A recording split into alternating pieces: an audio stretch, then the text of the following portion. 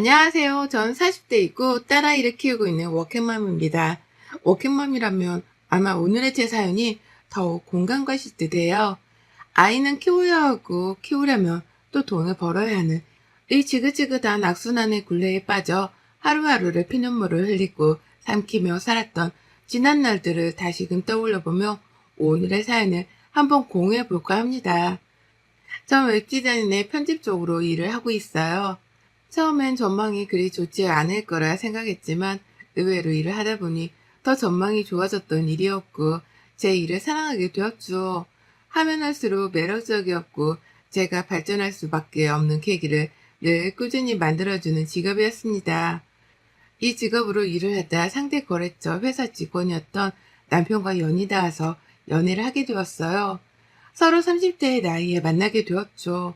나이 차는 겨우 3살 차이로 적지도 많지도 않은 딱 적당한 나이 차에 적당한 시기에 만났습니다. 그래서 더 좋았던 것 같아요. 어느 정도 제가 안정이 된 시기에 안정된 사람을 만나서 말이죠. 남편도 저도 월급쟁이였지만 전 언젠가는 회사가 아닌 프리랜서로 일을 하며 제 이름을 걸고 제 일을 하는 게 꿈이었습니다. 그러기 위해선 더 노력하고 배워야 했고 이쪽 바닥에 이미지도 좋게 많이 쌓아야 했죠. 입소문이 빠르고 무서운 만큼 입지를 쌓기 위해선 이미지 메이킹은 필수였습니다. 그런데 남편과 제가 연애를 한다는 사실이 이리저리 퍼지면서 예상치 못하게 이쪽 바닥에 이슈가 되었고 덕분에 제 이름을 알리는데 한몫하기는 했어요. 사내 연애까지는 아니어도 비슷한 느낌이어서 아무래도 많은 관심을 받았죠. 그렇게 남편과는 연애를 하다 결혼을 했습니다. 저희 부부는 결혼 후에도 변함없이 맞벌이를 했어요. 그리고 언제고 아이를 낳더라도 맞벌이는 할 계획이었습니다. 요즘 세상에 맞벌이가 아니면 도저히 살기가 힘들잖아요. 그러니 방법이 어디 있나요? 둘이 열심히 벌어먹고 사는 거 말고는 방법이 없죠. 그래서 결혼 후에도 내내 열심히 일을 했고 아이를 낳고 프리랜서로 전향할 수 있도록 최대한 노력을 해보기도 했습니다. 그렇지만 프리랜서로 전향해서 일을 한다는 게 결코 쉽지도 않았고 아직은 제가 부족하고 배울 것이 더 많았기에 시기가 별로 적절하지 않다고 판단을 했죠. 그러던 중 저희 부부가 결혼한 지 1년쯤 되었을 무렵 아이가 찾아와 줬고 머리가 복잡했습니다. 많은 고민을 했으나 아직 프리랜서로 전향하는 것 무리가 있다고 판단을 했고 최대한 만삭 때까지 버티다 출산휴가를 받고 출산 후에는 육아휴직 딱 2개월만 하고 복직을 해야겠다 싶었죠. 저희 친정엄마께서 딸아이를 봐주신다고 하셔서 마음 놓고 일을 할 수 있었습니다. 결코 그렇게 하고 싶진 않았지만 방법이 없었어요. 시터를 구하자니 솔직히 남의 손에 그 어린애를 맡기는 게 쉽지가 않더라고요. 남편과 상의 끝에 위와 같은 결정을 내렸고 저희 친정엄마께서는 그래도 1년 정도는 쉬다가 들어가지라며 아쉬워하셨죠. 몸도 상하고 애기도 눈에 밟혀서 어떻게 일을 하려고 하냐고 말입니다. 그러나 시모는 완전 다르셨어요. 요즘 젊은 여자들도 능력 없으면 결혼도 못하는 거라면서 애 낳고 집에 팔자 좋게 퍼져 사는 여자들 보면 한심하게 짝이 없다고 말씀을 하셨습니다. 이게 늘 제게 무슨 세뇌하듯 하시던 말씀인데 제가 일을 쉰다고 한 적도 없는데 혹여나 제가 일을 관두고 집에서 애를 볼까봐 불안해했죠. 그런 마음이 너무 느껴지니까 너무 꼴보기 싫었습니다. 난 요즘 집에서 남편이 벌어다주는 돈 받아먹으면서 팔자 좋게 퍼져 사는 여자들 보면 그렇게 한심하기 짝이 없더라. 왜요? 어머님, 그게 다 본인 팔자죠. 전 부럽던데요. 남편이 돈 잘 벌어다 주니 집에서 편히 살림하고 애기한테 집중할 수 있는 건데 얼마나 좋아요. 미련하고 한심한 소리 하지 말아라. 넌 절대 그럴 생각 하지도 마. 알겠지? 요즘 세상이 어떤 세상인데 지갑 없는 여자들이 어딨어. 내가 애초에 너 맞벌이도 안 하고 직업도 없고 그런 애였으면 며느리를 허락도 안 했어. 남자가 집 사오고 돈 벌고 그런 거 다 옛말이지. 요즘이 어떤 세상인데 안 그러니? 뭐 그렇죠. 그런데 신혼이면 맞벌이가 맞는데 아기를 낳으면 다르긴 하죠. 그 조그만 핏덩이를 두고 나가서 돈 번다는 게 어디 쉬워요? 어머님 얘기도 산모도 참 서로 못할 짓이죠. 얘 좀 봐라. 나는 애 낳고도 바로 뛰어다닌 사람이야. 요즘 세상이 이상해서는 산후조리원이네 뭐네 그딴 거에서 산모를 아주 무슨 여왕 대접하는데 그럴 필요가 뭐가 있냐 안 그래? 아무튼 애 낳고 2개월 육아휴직 그거 하고 바로 일하는 거 맞지? 맞아요 어머님. 가만 보면 어머님은 제가 일 안 하고 쉴까봐 너무 불안하신 것 같아요. 난 딱 싫어. 그러니까 쉴 생각 하지 말고 일해. 사직은 멀쩡한데 어디 남편이 벌어다 주는 돈에 기생해서 살 생각하냐?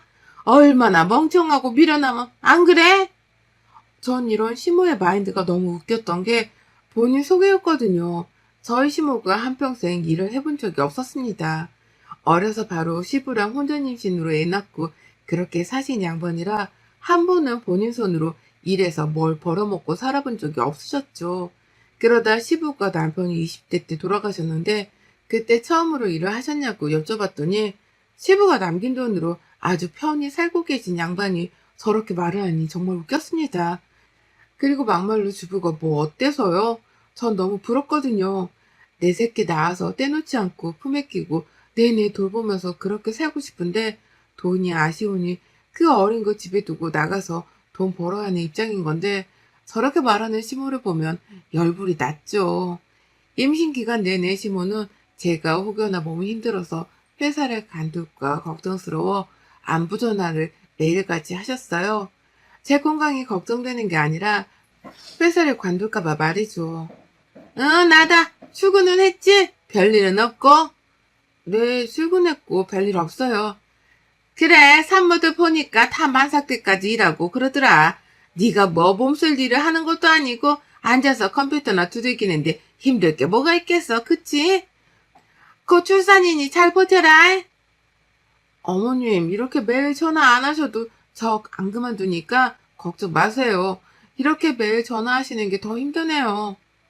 무슨 말을 그렇게 하니? 내가 너 그만둘까봐 전화했겠니? 안부 인사지.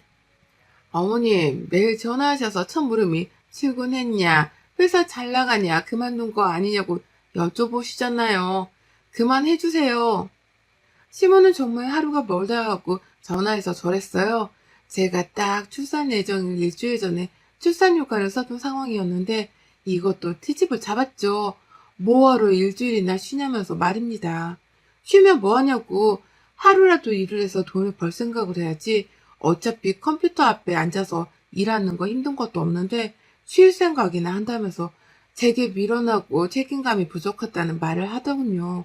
참 어이가 없고 화가 났지만 대꾸하지 않았습니다.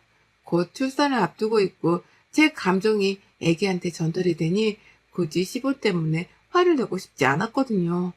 겨우겨우 참았지만 출산휴가 고작 일주일 동안 시모의 잔소리 폭격에 스트레스를 잔뜩 받았습니다. 갑자기 뜬금없이 영상통화가 왔길래 전화를 끊고 다시 걸어서 잘못 꼬신 것 같아서 전화를 다시 걸었다니까 영상통화가 맞다고 받으라는 거예요.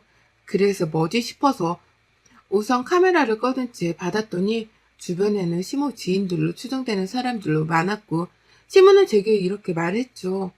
세정아, 애기 입체 초음파 최근에 한 거 있지? 아니, 그거 좀 보여줘봐. 내가 그 사진을 잘못 눌러서 삭제했더라고. 네? 빨리 보여줘봐. 얘 코가 너무 오똑해서 코밖에 안 보인다고 하니까 이것들이 갓난쟁이가 뭘 그러냐고 안 믿잖니.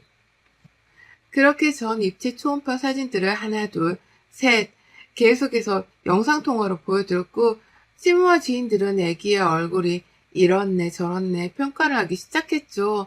이쁘고 안 이쁘고로 떠나서 아이의 얼굴로 평가를 하고 있는 걸 더 듣고 싶지가 않아서 끊고 싶었으나 시모는 거기서 겨우 참는 제게 한 방울 더 먹였습니다.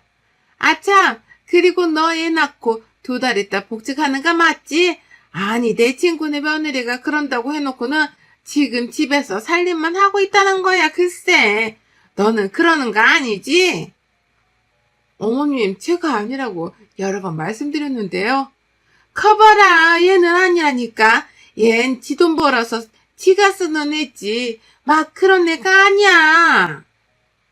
시모와의 갑작스러운 영상통화는 너무 불쾌했고 끊으려고 하면 질문하고 끊으려 하면 질문을 해서 끊을 수도 없었습니다. 일주일 동안 시달리고 또 시달리다 겨우 출산을 했고 조리원에서 딱 2주 있기로 했어요. 그 2주 동안은 조리원 천국은커녕 시모의 전화 때문에 전 결국 전화를 꺼버렸습니다. 한마디로 사위와 단절하며 살았어요. 얘를 보여줘라. 회사에는 연락했냐? 복직 날짜는 정확히 언제냐? 하는 거 맞냐? 부터 시작해서 정말 악질일 뻔한 걸 겨우겨우 참아내고 있었습니다. 조리원에서 나오고 친정엄마께서 저희 집에 와 계시며 아이를 함께 돌봐주셨어요. 남편도 이런 친정엄마께 감사하다며 용돈과 수고비 개념으로 돈을 챙겨드리자고 했고 저 역시 당연히 그래야 한다고 선을 딱 그었죠. 그러면서 슬쩍 남편이 이참에 시댁에도 용돈을 드리자고 하는 겁니다. 많은 고민 끝에 금액은 당연히 아이를 봐주시는 저희 친정엄마께서 훨씬 많이 받으셨지만 시모에게도 약소한 용돈을 드렸어요. 그렇게 매달 돈이 나가게 되었죠. 육아휴직을 했던 2달은 정말 눈 깜짝해보니 흘러가 버렸고 어느덧 복직을 해야 할 시기가 되었습니다.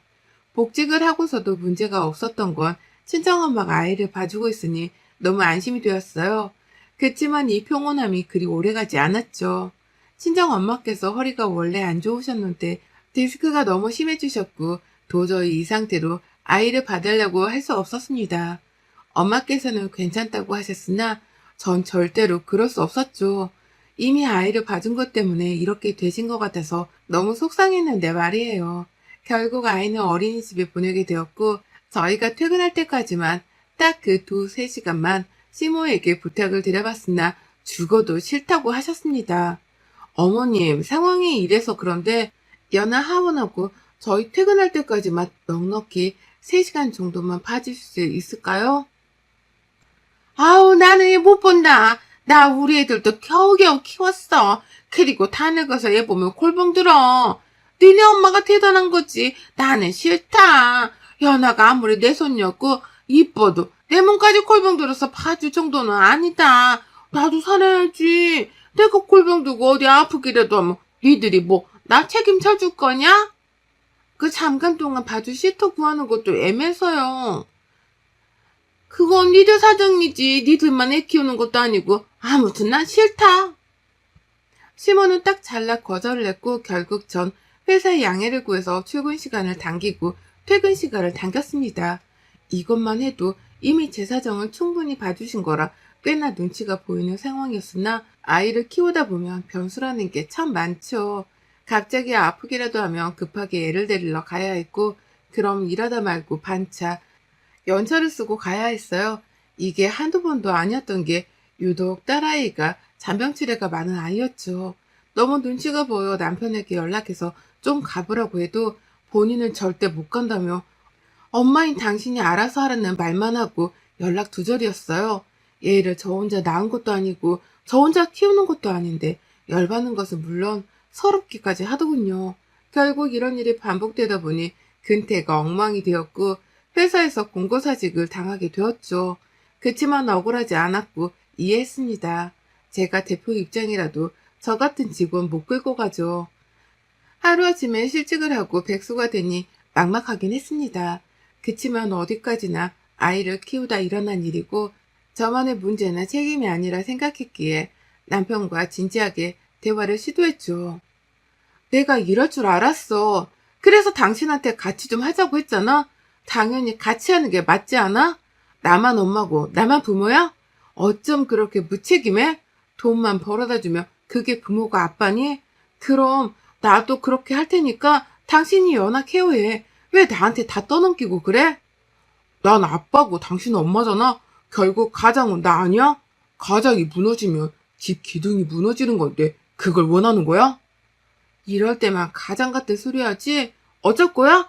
내가 다른 회사를 들어간다고 해도 이 상황은 똑같이 벌어질 거고 당신은 같이 해줄 마음도 없고 시터를 구하려 해도 쉽지 않고 그건 또 당신이 싫다고 하고 나더러 어쩌라고. 아 그냥 연아가 지금 너무 어려서 그런 거니까 한 2년 정도만 당신이 옆에 붙어서 살림하면서 해봐. 내가 2년 동안은 어떻게든 커버해볼 테니까 그게 좋겠다. 맞벌이로도 허덕였는데 당신이 외벌이로 뭘 어떻게 커버할 수 있는데 현실적인 얘기를 해. 생활비 따박따박 주고 내 돈 벌어서 다 꾸려 나갈 테니 그냥 살림하고 연하 키우라고 2년 동안은. 그렇게 결국 남편과의 다툼 끝에 결론은 2년 동안 저더러 집에서 살림을 하라는 거였죠. 이 말이 설레지도 기쁘지도 않았던 게 집 사정을 뻔히 아는데 대체 뭘 믿고 저렇게 큰 소리를 치나 싶었습니다. 그치만 당장 방법도 없었죠. 친정엄마도 시모도 그렇다고 시터는 또 남편이 싫다고 구하는 것도 쉽지 않고 이러지도 저러지도 못하는 답답한 상황 속에서 저만 죽어 나가는 거였으니 그냥 얘를 보기로 했습니다. 그런데 이 소식을 접한 시모는 아니나 다를까 한 걸음에 집으로 쫓아와 한바탕 난리를 치셨죠. 너너 내가 이럴 줄 알았다. 뭐? 맞벌이를 할 거니 걱정하지 마. 코주양 몇 년 맞벌이하고 얘 핑계로 간두 가면서 뭐 잘났다고 그렇게 큰 소리를 뻥뻥 친 건데 웃기지도 않네 정말. 너 결국 노리는 게 이거였냐? 아범이 번 돈으로 기생하면서 집구석에서 눌러앉아 그렇게 살려는 거였냐고. 어머님, 상은 뻔히 아시면서 그렇게 말씀하고 싶으세요? 뻔히 알긴 개뿔. 네가 얼마나 보잘게 없으면 잘리겠냐? 네가 능력 있고 똑소리 나는 애였으면 회사에서 너 붙들고 있지 나가라고 했겠어? 아무짝에도 쓸모없는 게 그럴 거면 연하는 뭐하러 났어? 돈이나 더 벌고 나턴가 했어야지. 능력도 없는 게 여러 가지로 열받게 하네. 당장 나가서 일해. 돈 벌으라고. 마트 가서 일하던 편의점 가서 일을 하던 일해. 아범 돈에 기생할 생각하지 말고. 시모는 저더러 남편 돈에 기생하지 말고 어디든 가서 일을 해 돈을 벌으라고 했고 남편은 딱 바로 다음 달부터 치사한 본색을 드러냈습니다. 생활비가 들어있는 체크카드를 내밀며 앞으로 이걸로 생활비를 하라고 주며 말을 하더군요. 이거 생활비 카드거든. 여기 40만 원 들어있으니까 앞으로 딱 한 달 동안 무조건 이걸로 생활해. 뭐라고? 왜 못하냐? 돈도 못 버는데 40만 원이 꽁으로 생겼으면 감지덕지 해야지. 여보, 연아 엄마야. 왜 그러냐? 지금이랑 한 달 전이랑 같아? 왜 그래? 당신 똑똑하잖아. 당신 지금 뭐 하는 짓이야? 이러려고 나더러 살림하라고 했어? 돈으로 치사하게 굴려고? 40만 원이 꽁으로 생겼는데 이게 치사해? 이야, 이세정 수준 높네? 땅을 파봐라. 100원 하나 나오나. 내가 이 돈 벌려고 얼마나 개고생을 하는데 귀한 줄 모르고 어휴 굴려먹었다 당신은. 그리고 앞으로는 아껴야 하니까 적당히 먹어. 집에서 하는 것도 딱히 없는데 삼시세끼 다 먹을 필요 없잖아. 그치? 요즘 다이어트다 건강이다 해서 일일 일식 많이들 하니까 그거 해. 당신도 그래야 식비가 줄지. 나야 밖에서 먹으니 괜찮은데 당신 입으로 들어가는 건 다 내 돈이잖아? 말 다 했니 정말? 아니 다 안 했고 이번 달부터 당신네 집은 용돈 없다? 그건 뭐 당연한 거니 굳이 설명 안 한다?